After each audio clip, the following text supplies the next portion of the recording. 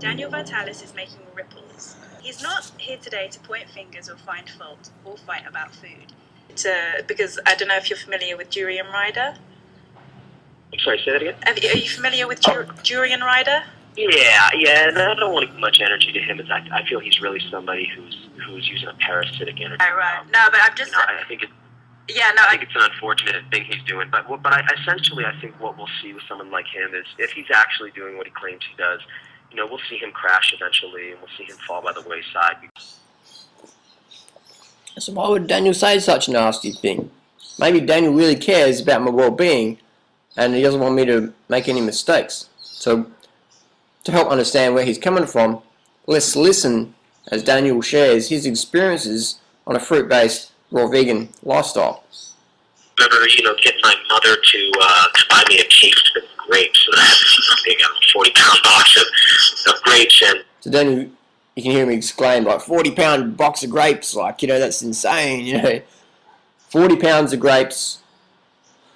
How long is that going to last? I mean, 40 pounds, that's about that's about 10,000 calories, so that's about 4 days worth, 4 days worth if you're not doing much.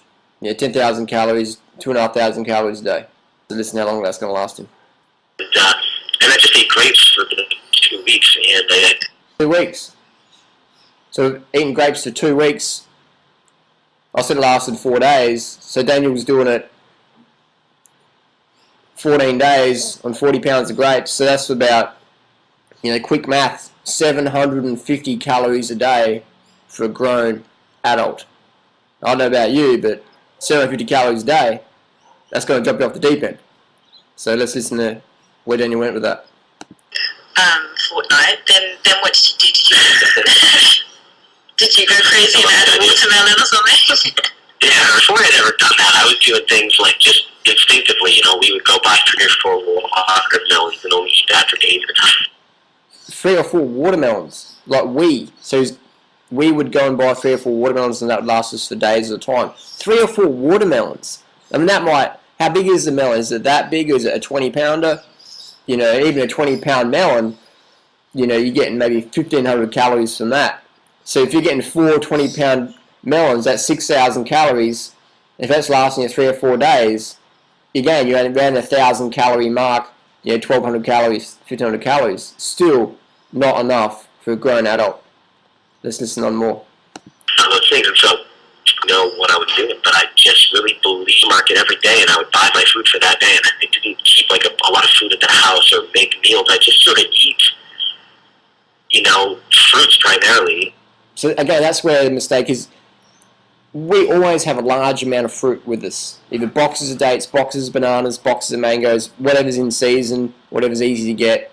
We always have a lot about us. We don't, just shop every day. I mean, that's sort of inexperienced people who sort of do that. Interesting. So this is more. And then, some lettuce or some carrots or whatever, and nuts. But not eating any vegetables. Definitely, again, not eating those superfoods. I wasn't eating salt. So I was primarily living off fruit, and I ended up taking off to my way into eating more and more salads and more. So here we go. Daniel says primarily fruit, but includes the nuts. When he says nuts, he emphasizes and nuts, And most raw foodies, I mean, I've done it. Everyone's done it. You go hardcore on the nuts. You're getting maybe all your calories from nuts, and you're thinking of getting it from fruit, and you wonder why your gut hurts. It's a newbie mistake. Understandable. Or heavier green vegetables, just because of I feel personally after a while on a fruitarian diet, there's a crash that happens. Really? Because that's what I was going to... That's the crash. You're living on 750 calories a day, whatever, from grapes for a few weeks, and then you jump over for the melons, and then you're eating more fruit, but you're not really buying much. You're not having any at home. You have to go shopping at the supermarket. I mean, the supermarket for fruit is pretty average. The quality's pretty poor. It's usually unripe. So if you go to the supermarket and you're shopping for fruit, chances are almost, I'd say 99% of the time, you go to the supermarket, there's not even any fruit you can eat there. There's maybe melons and some sour apples. Rarely there's ripe bananas. Rarely. Occasionally there might be some dates. I'll take that. Daniel didn't specify what fruits he was eating. the quantity, the consistency, how much he's getting his calories in, and his total calorie volume. So it's very subjective. It's sort of like, I went to the northern hemisphere and I went to this country and they had roads and there were some mountains there and so I don't really like the northern hemisphere, because you shouldn't go to the northern hemisphere because it didn't work for me. So you're going to get dropped off the deep end if you go to the northern hemisphere and visit this certain country. I don't know which country it was. I can't specify objectively, but it had roads and mountains and so that's not good. So, you know what I mean? Does that make sense? I'm interested because I don't know if you're familiar with Durian Rider. Sorry, say that again? Are you familiar with Durian Rider? Daniel's like, what? How did Durian Rider get into the conversation? He's following me everywhere. What's going on here? Yeah, and I don't want much energy to him. I feel he's really somebody who's using a parasitic energy to try to get his name out there. Right. No, but I'm just... I think it's an unfortunate thing he's doing, but essentially I think what we'll see with someone like him is if he's actually doing what he claims he does, we'll see him crash eventually, and we'll see him fall by the wayside because that diet is actually it's absolutely experimental. And one of the ideas that I've been trying to infuse, and in the beginning, and you fairly said in your introduction of me, live off sweet fruit, and that of course he's basically just ripping off the work of a guy called Doug Graham. I'm ripping off the work of Doug Graham. I've plagiarised Doug's book, and me and Doug aren't friends, and there's no connection there at all. They're saying that the natural diet of the original people was a high sugar fruit diet. Now, what's funny about that is we know that's not true. I mean, there's a consensus agreement amongst everybody but the fruitarian movement. Really? I mean, there's a good book called Left in the Dark. That's a book one could read. I mean, saying that humans haven't evolved on sweet fruit when we love sweet foods, when we die from excess cholesterol, whenever your cell in a human body runs on glucose, when if you don't get enough glucose, you go into ketosis and you get, hypoglycemia symptoms where it's like, what? I mean, people perform better on fruit, on carbohydrate foods, and there's people out there like Daniel Vitale saying that's not true. That's not true. Like, you don't have thumbs for peeling fruit, and you don't have a sweet tooth. Sweet tooth's your addiction. Listen to me. Sweet tooth's your addiction. You can't eat sweet foods. That's like, and then Daniel talks about honey. Says honey's the best food ever. I mean, it's like, again, it's a blind leading the blinds. People who are sincere, just sincerely wrong. And they're saying, no judgment. It's like, whatever. I tell people to judge. That's the ability to critically think's been lost in this spiritual hippie self-help world. People say, don't judge now. Don't judge, don't judge, I'm not into judging. Doing right, it's a piece of shit, parasitic poop is going to get dropped off the deep end. I don't judge. I judge, definitely. I encourage people to judge. What's BS, what's fact and fiction. Judge by results, not by theory. About what you're sort of a crash, because you eat that much sugar, parts of your body just eventually fall apart. Your body doesn't really see fructose much differently than it sees other types of sugars.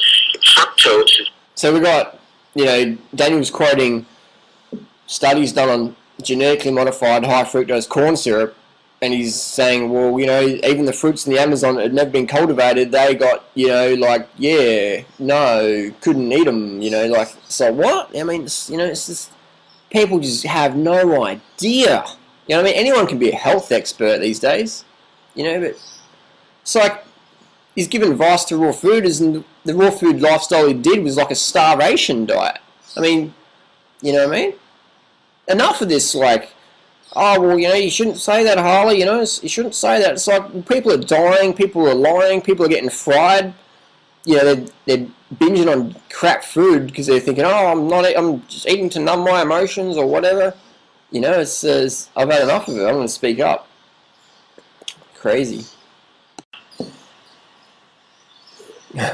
So what can we learn from all this, I do a lot of criticising and, underneath the topsoil of my sarcasm and tainted, jaded behaviour is an aquifer of, sincerity. I really want to help people.